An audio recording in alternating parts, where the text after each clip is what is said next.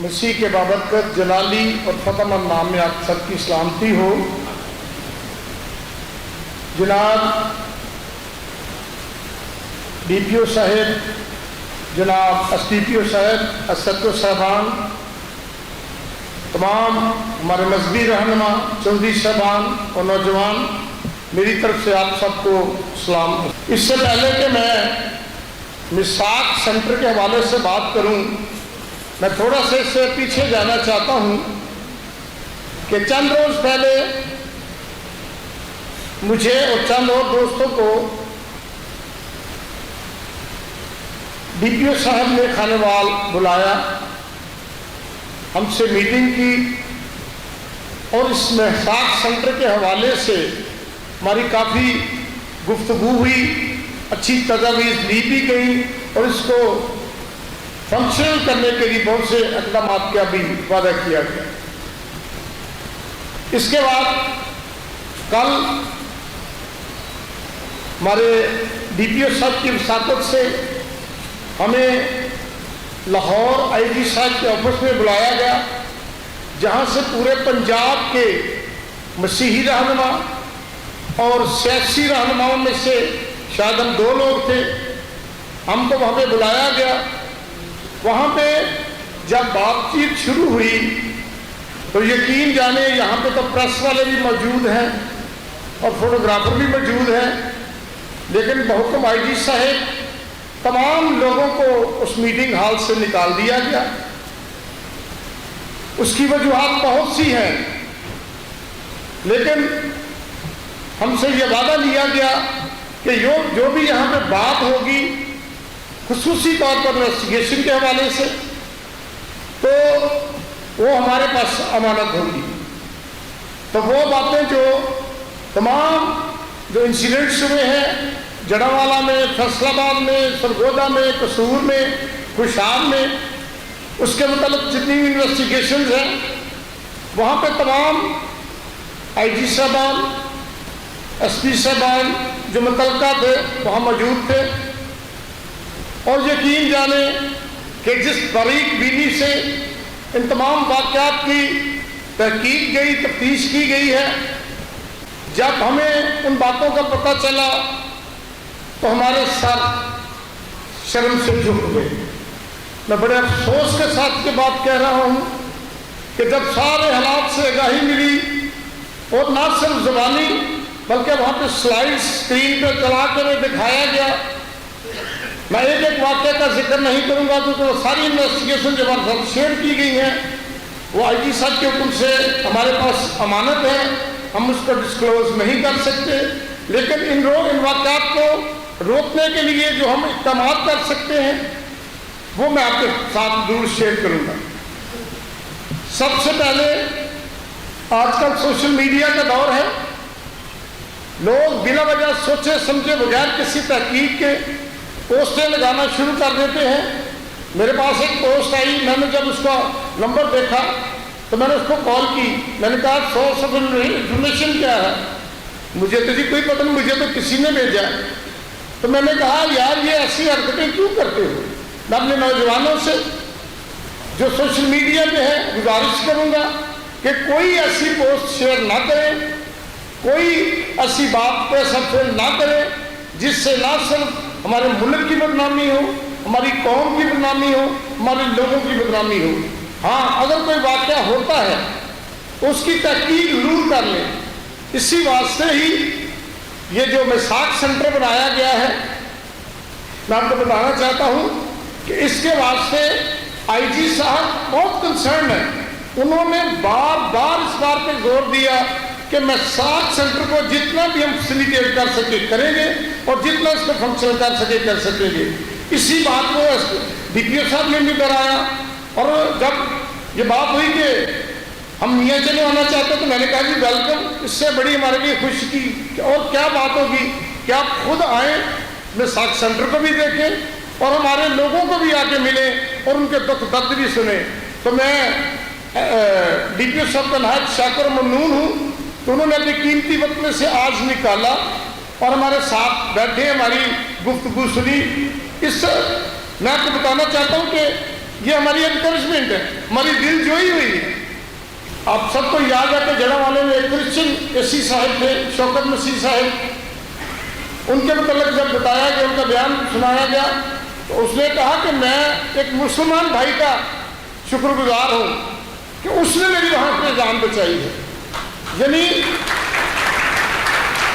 اور میرے، آپ کو پتہ میرے عزیز بھی وہاں جڑا والے میں رہتے ہیں، میرے عزیزوں کو جڑا والا سے موٹے تک جو ہمارے مسلمان بھائی ہیں وہ وہاں تک چھوڑ کے گئے۔ تو یہ لازمی نہیں ہے کہ جو سارے جو کام کرتے ہیں سارے ایک جیسے ہوتے ہیں، ہمارا معاشرہ اس میں اچھے بھی ہیں برے بھی ہیں۔ تو اس حوالے سے میں یہ بات ہے آپ سے تھوڑی سی ڈیٹیل میں اس لیے کرنا چاہتا ہوں تاکہ ہمیں یہ سمجھ لگ جائے کہ اصل حالات واقعات ہوتے کیسے ہیں۔ ایک وقت تھا کہ ہم یہ کہتے تھے مسیحی، میں بھی، کہ ہمارے ساتھ یہ زیادتی ہوتی ہے، ہمارے چرچز لائے جاتے ہیں، ہمارے بائبل مقدس کی توہین کی جاتی ہے۔ لیکن جب اس گہرائی میں گئے تو کچھ ہم بھی پیچھے نہیں رہے۔ میں بس شارٹ لفظوں میں بیان کر رہا ہوں، جو سمجھنے والے ہوں گے وہ سمجھ جائیں گے۔ کچھ ہم بھی اس معاملے میں پیچھے نہیں رہے۔ پہلے اپنے ذاتی مقاصد کے لیے،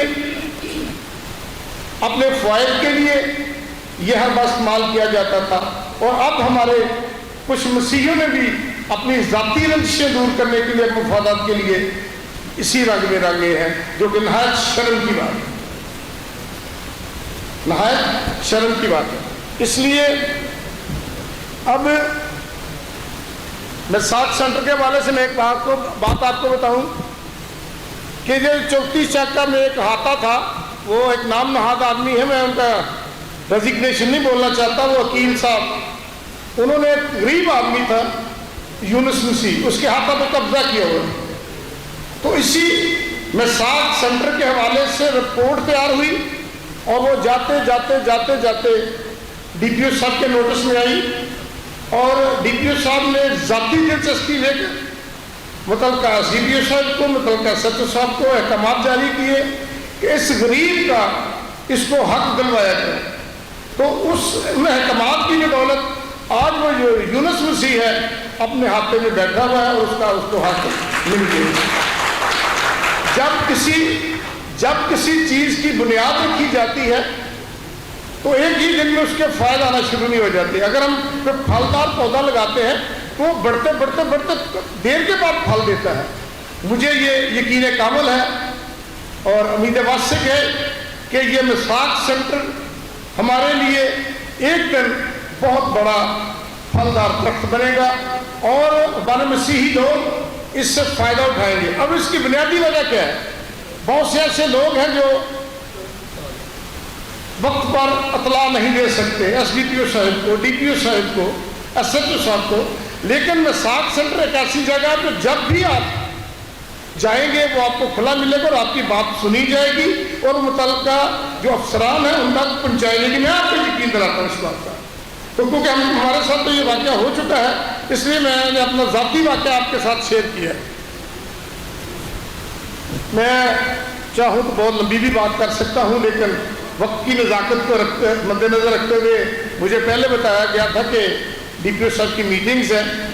میں اپنے متعلقہ افسران کو یہ یقین دلاتا ہوں کہ خدا نخواستہ اگر کوئی شخص، کوئی بشر ایسی ایکٹیویٹی میں پایا گیا تو ہم آپ کو اس کی نشاندہی بھی کریں گے اور اس کو پکڑ کر آپ کے پاس لے کے آئیں گے انشاءاللہ۔ اور دوسرے جو میں اپنے سارے دوستوں سے، نوجوانوں سے بھی کہوں گا کہ اگر آپ کے علم میں کوئی بات آتی ہے، ہمارے تھانے کھلے ہیں، ہم آپ کے لیے 24 گھنٹے میں میسر ہیں، ہمارے نمبرز آپ کے پاس ہیں، ہمیں بتائیں، ہم مل کر گورنمنٹ آف پنجاب کے ساتھ، پولیس ڈپارٹمنٹ کے ساتھ مل کر اپنے ملک کے لیے، اپنے قوم کے لیے کام کریں گے۔ اور میں ایک بات اور میڈیا کے حوالے سے بتا دینا چاہتا ہوں کہ جتنے لوگ جو شر پسند لوگ ہیں، جو ملک دشمن عناصر لوگ ہیں، وہ یہ سازش کرنی بند کر دیں۔ مسیحی اور مسلم بھائی ہیں، ہم کبھی بھی ایک دوسرے کا دستوں گربان نہیں ہوں گے اور نہ کبھی کسی سے لڑیں گے۔ یہ ملک ہمارا ہے، ہم نے اس میں رہنا ہے, ہمارا خمیر اسی مٹی سے اسی سے پیدا ہونا, اسی میں ہی دفن ہونا ہے. اس لیے اور ایک منٹ اور چاہوں گا. آج کل سوشل میڈیا پہ بڑے نام نہاد لیڈر بنے ہوئے ہیں. کوئی کہتا ہے جی ہمیں الگ صوبہ دے دو. یار وہ بات کرو جو قابل عمل ہو. جو قابل عمل ہی نہیں ہے وہ بات کیوں کرتے, وہ مطالبہ کیوں کرتے ہیں؟ ہاں, امن کے لیے بات کرو, سلامتی کی بات کرو, اپنی حفاظت کی بات کرو. کل کی میٹنگ میں ہمارے جتنے بھی پادری صاحبان, بشپ صاحبان تھے, ایک ہی بات ان کے لبوں پہ تھی, ہمارے لوگ خوف زدہ ہیں, ہمارے لوگ خوف زدہ ہیں. میں نے یہ کہا کہ مجھے یہ بتائیں کہ پہلے آپ کو خوف میں سے نکالنا ہے یا پھر پہلے لوگوں کو نکالنا ہے؟ اگر ہم خوف زدہ ہوں گے تو ہم اپنے لوگوں کے اس خوف سے کیسے نکالیں گے؟ ہم بالکل خوف زدہ نہیں ہیں. خوف اس کو ہوتا ہے جس نے کوئی غلط کام کیا ہو, سزا اس کو ملتی ہے جس نے کوئی غلط کام کیا. جب ہم نے کوئی غلط کام کرنا ہی نہیں, نہ اپنے ملک کے خلاف, اپنے لوگوں کے خلاف, تو ہمیں کس بات کا خوف؟ ہم بالکل خوف زدہ نہیں ہیں. ہاں, سب کا محافظ خدا, اور اس کے بعد ہماری انتظامیہ, ڈی پی او صاحب, ایس ڈی پی او صاحب, ایس ایچ او صاحبان, یہ ہمارے ساتھ ہیں اور انشاءاللہ ساتھ رہیں گے, میرے پورا یقین ہے. اور میں نے آخر میں ایک بات کی تھی کہ لکھا ہے مت ڈر, ہراساں نہ ہو, تو جہاں کہیں جائے گا میں تیرے ساتھ ہوں, نہ تجھے چھوڑوں گا نہ تجھ سے دستبردار ہوں گا. ہمارا ایمان اسی بات پہ ہے جو نہ کبھی ہمیں چھوڑے گا نہ کبھی ہم سے دستبردار ہوگا. ہمارا خدا زندہ خدا ہے جو ہر وقت ہماری حفاظت اور نگہبانی کرتا ہے.